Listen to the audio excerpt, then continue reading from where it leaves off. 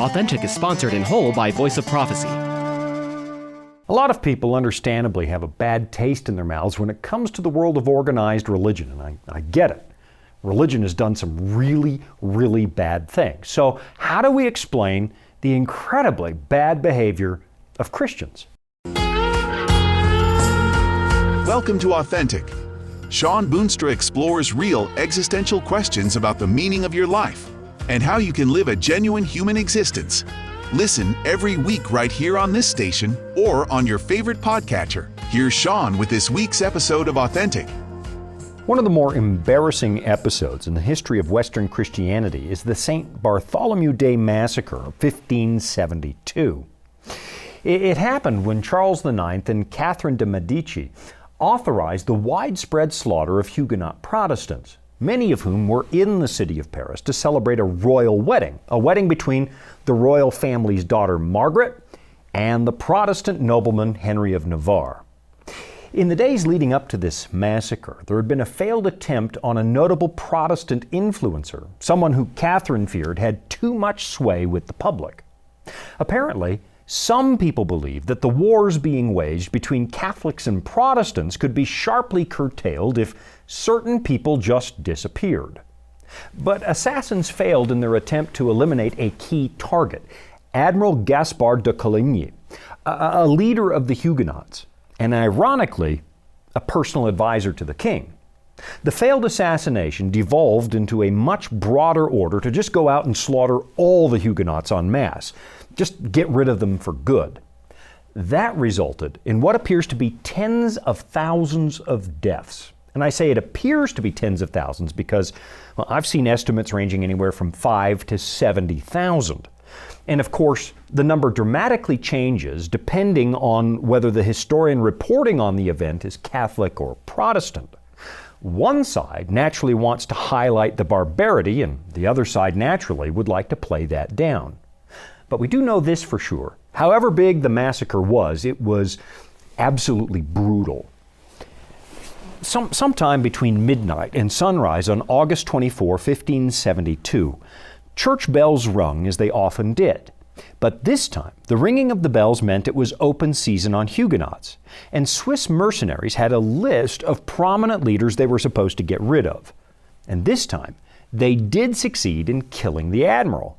But at the same time, they also killed an awful lot of civilians.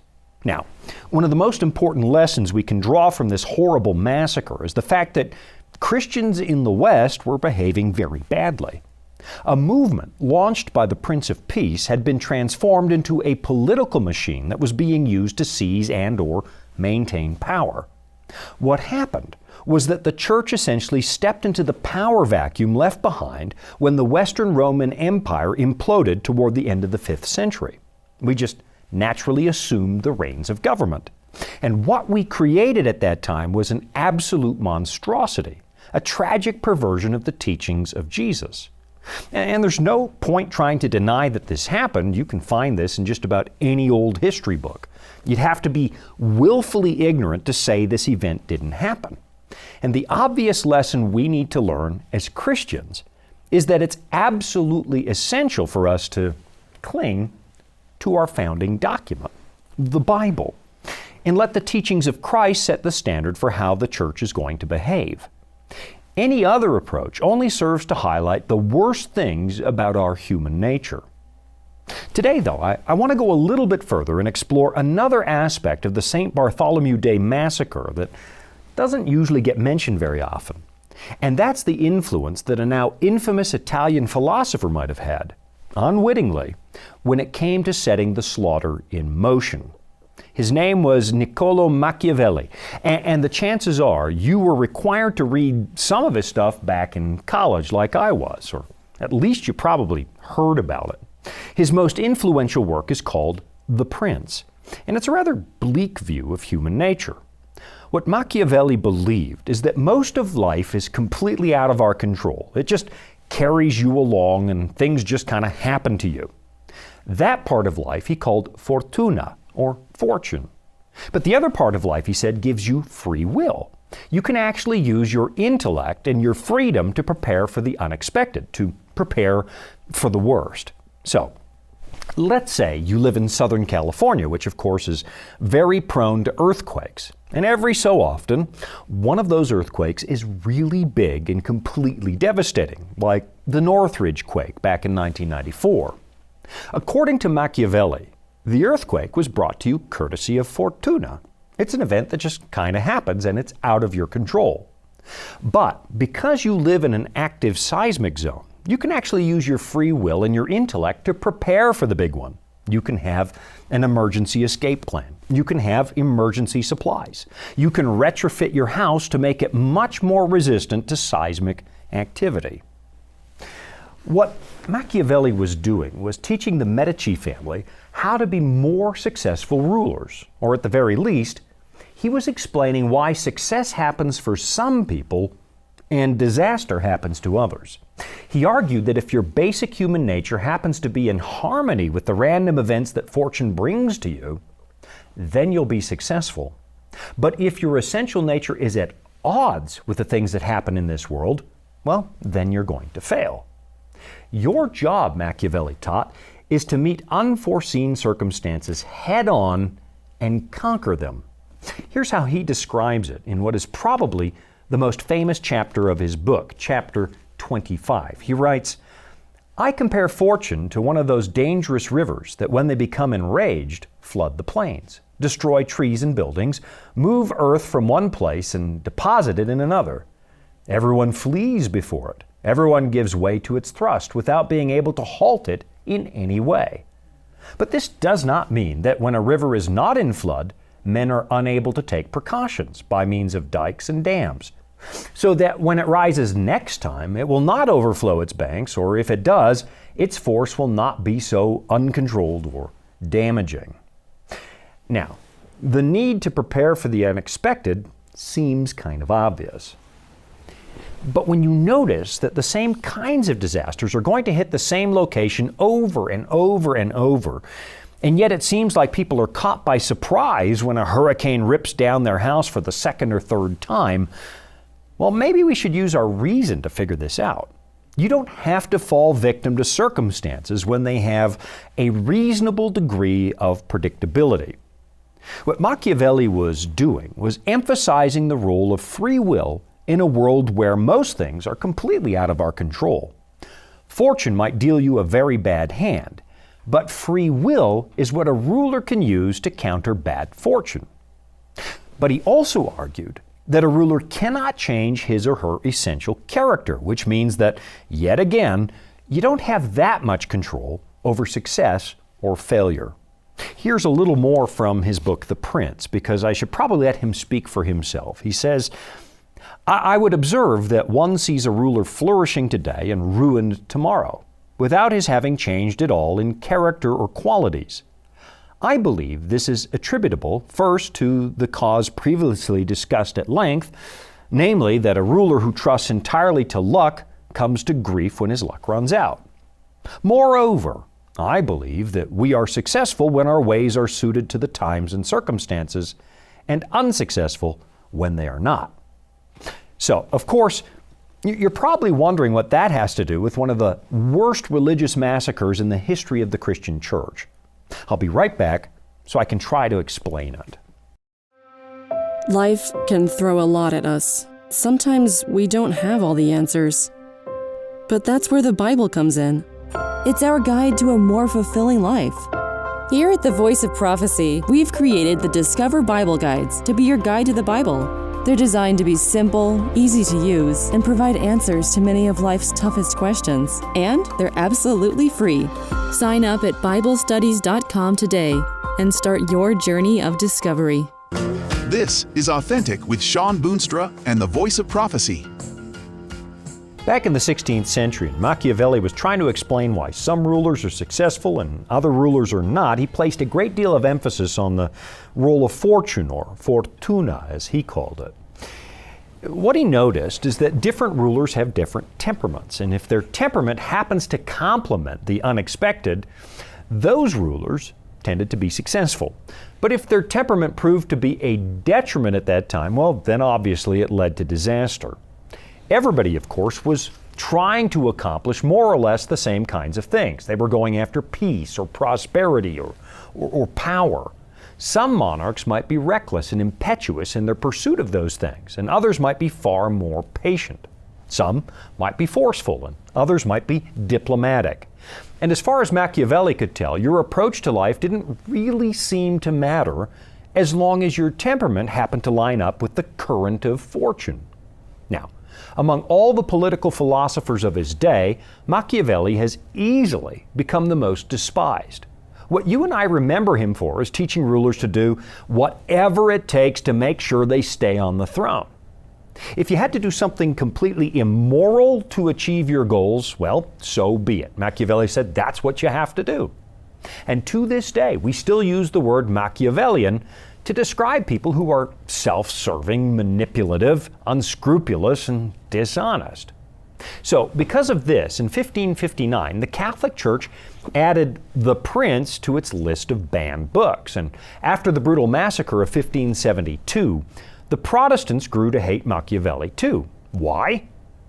Because they suspected that Catherine de' Medici had been reading this. I mean, it was addressed to her family, and she was trying to use the wholesale slaughter of Huguenots to bend fortune in her own direction. What Machiavelli taught was almost like an early version of situation ethics, the system that Joseph Fletcher taught, where anything can be deemed appropriate as long as you think you have a good reason for doing it. In other words, the end justifies the means. If you have to be brutal to maintain power, well, so be it. If you have to lie in order to get what you want, so be it. That would be okay as long as the object you want is something you think is good. And of course, that kind of thinking is completely contrary to any sense of Christian ethics.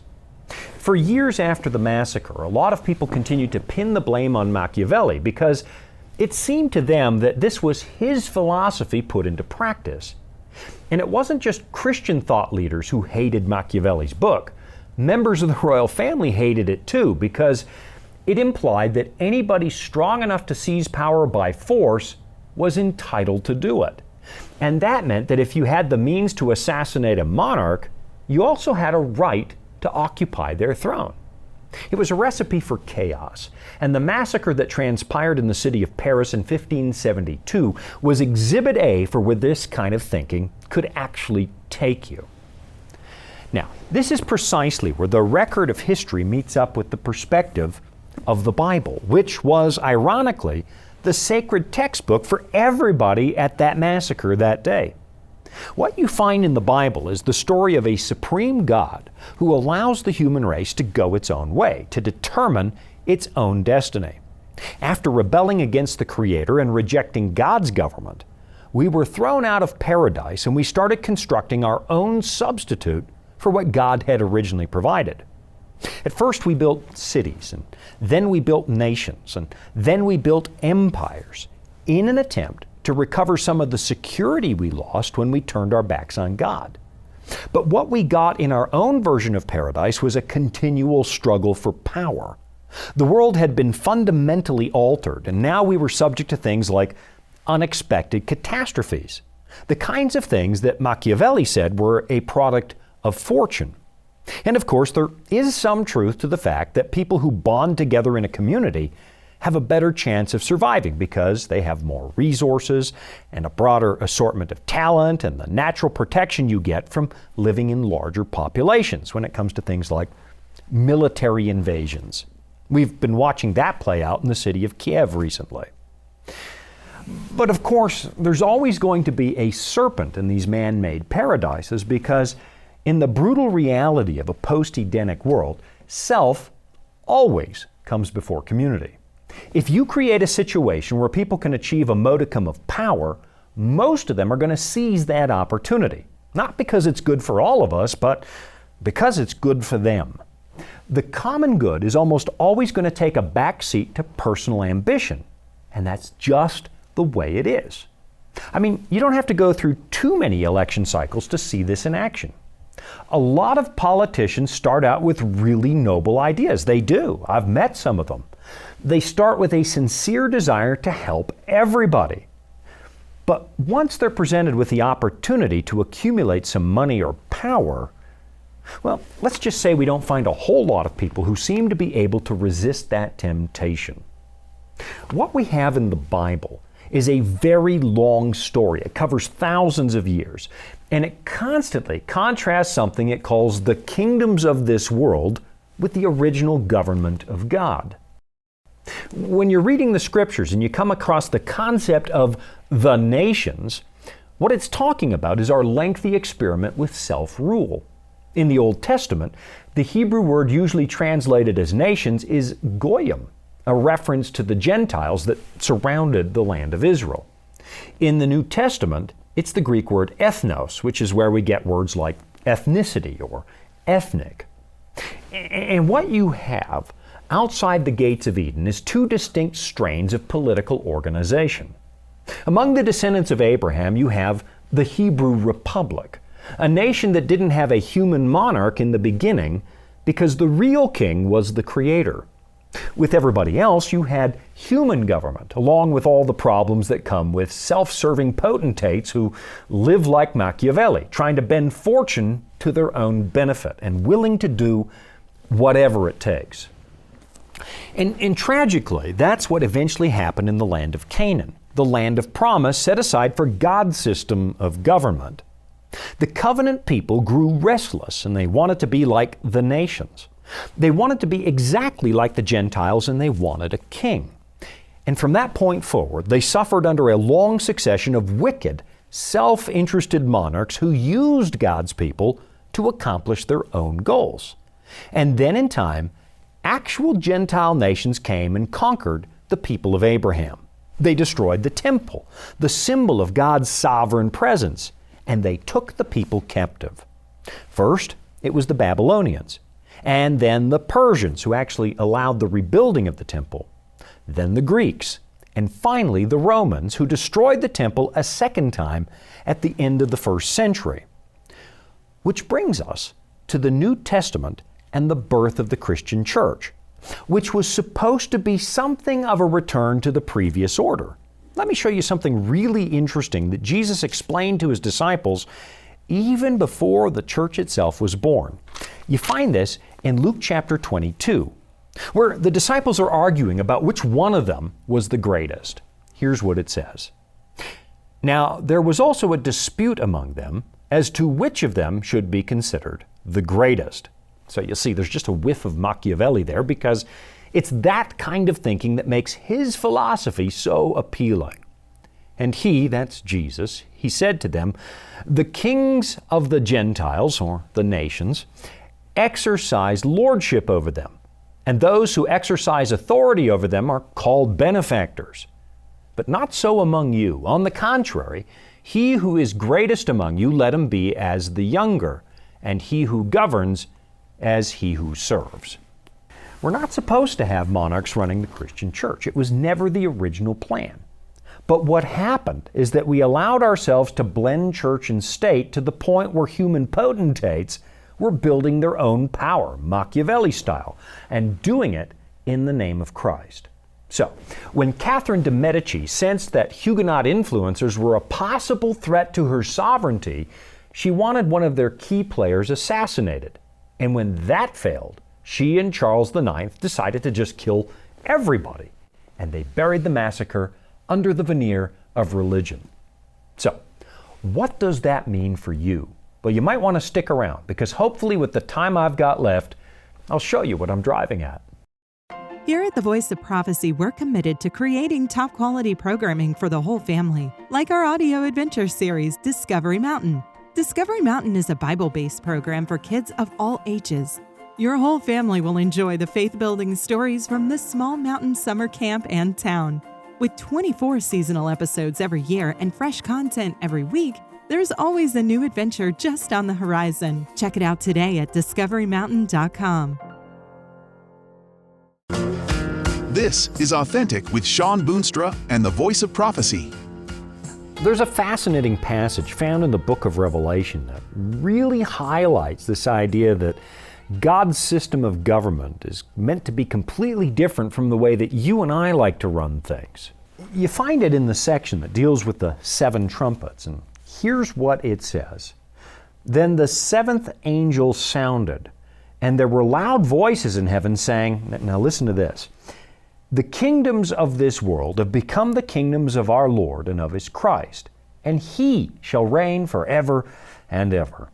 What it's saying is that God has been tolerating human rebellion for thousands of years, allowing us to experiment with our own forms of government.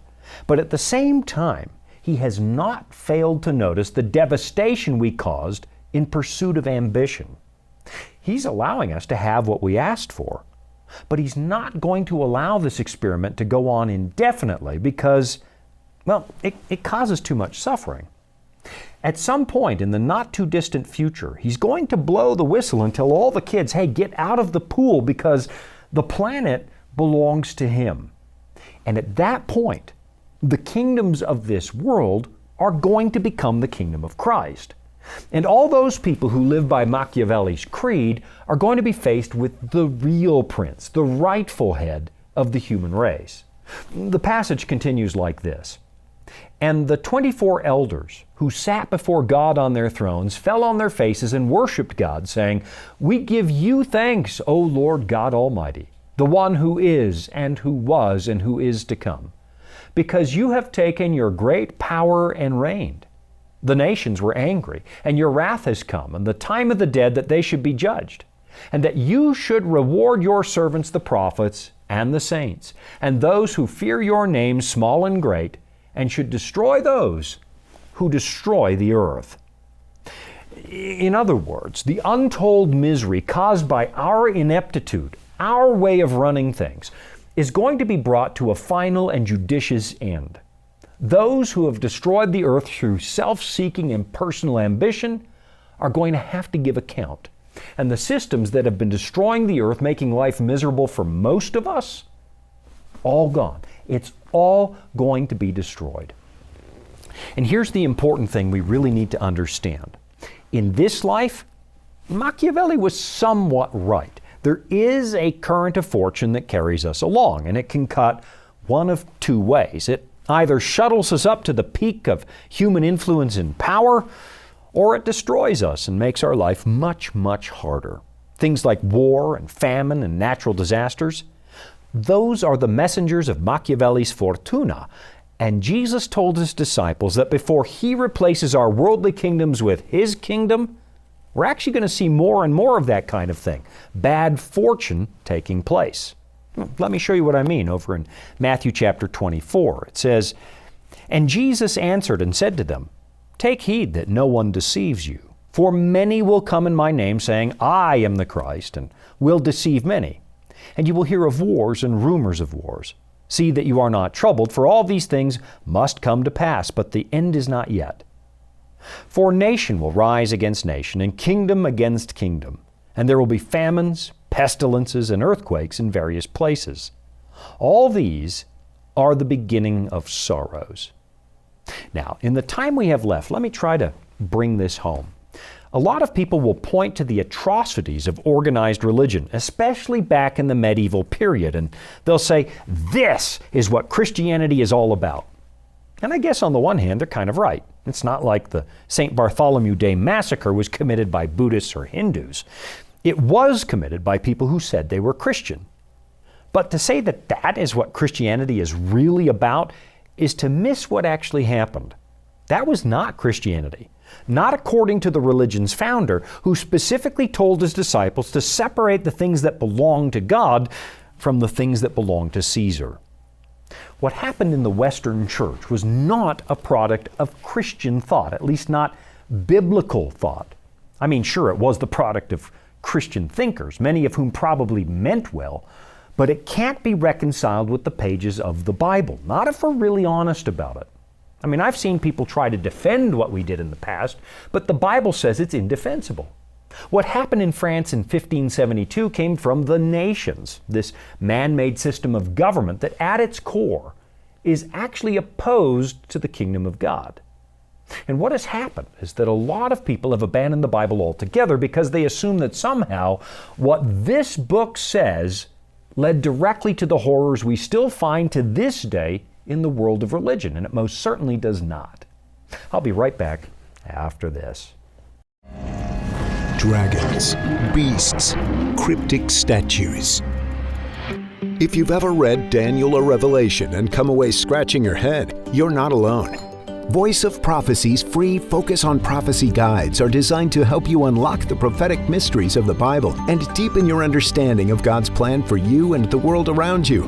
You can study online or request them by mail. Visit BibleStudies.com and start bringing prophecy into focus today. Welcome back. It's Authentic with Shawn Boonstra and the Voice of Prophecy. Western Christianity really does have a lot to apologize for if we're honest about it. I mean, there is a lot of blood on our hands. What we looked at today, the St. Bartholomew Day massacre, where as many as 50,000 were slaughtered for matters of conscience, that's just the tip of the iceberg. There's a lot more than that. But to suggest that the teachings of Christ produced that, to say that Jesus of Nazareth is responsible for the slaughter of Albigenses or Waldenses or countless other minority groups who disagreed with the official state church, well, that's not honest, because Jesus never taught that. That was caused by human beings, wired just like you and me, people who persisted in a state of rebellion against the Creator in spite of calling themselves Christians. They were living by the kind of principles you find in Machiavelli instead of the teachings of the Prince of Peace. And when you open the Bible, you find that God is perfectly honest about what happened. In the Old Testament, He showed us what would happen when His own people decided they wanted the kingdoms of this world instead of Him. And in the New Testament, the Bible actually predicts that the Christian church would do the same thing that Israel did. So I guess what I want to do is challenge you to actually read the source material. Don't just assume that the critics are giving you a complete picture, because I can assure you they're not. What you're going to find is that the Bible doesn't cover anything up. It predicts the problems that emerged in Christianity, and it does it in really striking language.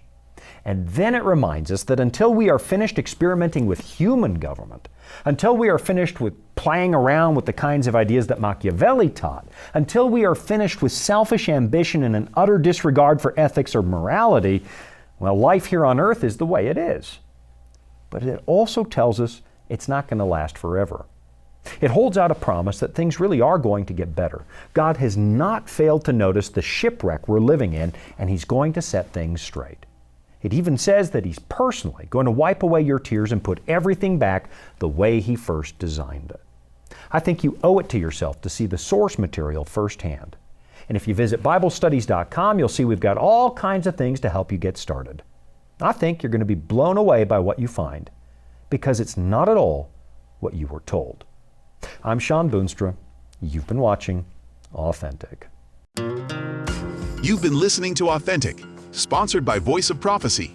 Remember, you can listen every week right here at the same time. And thank you. Authentic is funded by listeners just like you. You can support at voiceofprophecy.com. That's also where you can find all the episodes you missed, or where you can listen again. That's voiceofprophecy.com.